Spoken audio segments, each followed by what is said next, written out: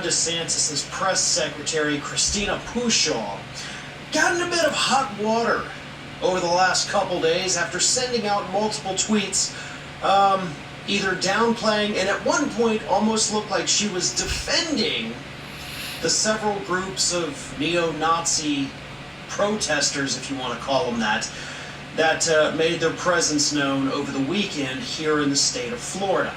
Sorry for posting so much, guys. With what happened in several different it's just shit I think you need to know. Over several different days, starting last Friday, several neo-Nazi groups of people did little demonstrations. They brought out their Nazi memorabilia. They had their flags with the Nazi swastika on them. They made some of their own. Some of them were, clearly purchased, but.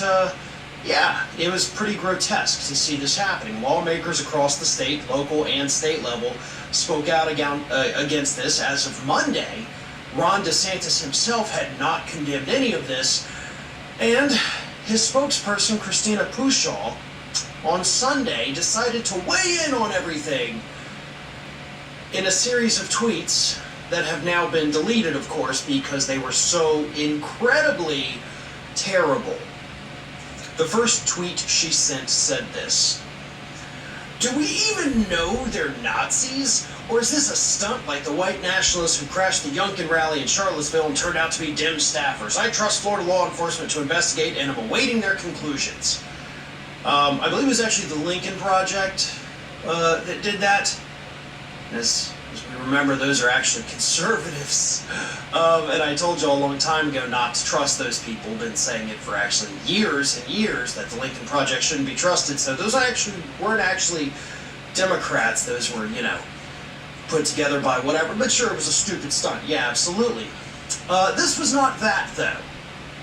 And then there was another tweet. And this one's absolutely disgusting because this one shows these Nazi ralliers on an overpass, actually near Disney World, very crowded area around Orlando, where they draped their flags over the overpass. One of them was a handwritten sign that said, "Let's go Brannon."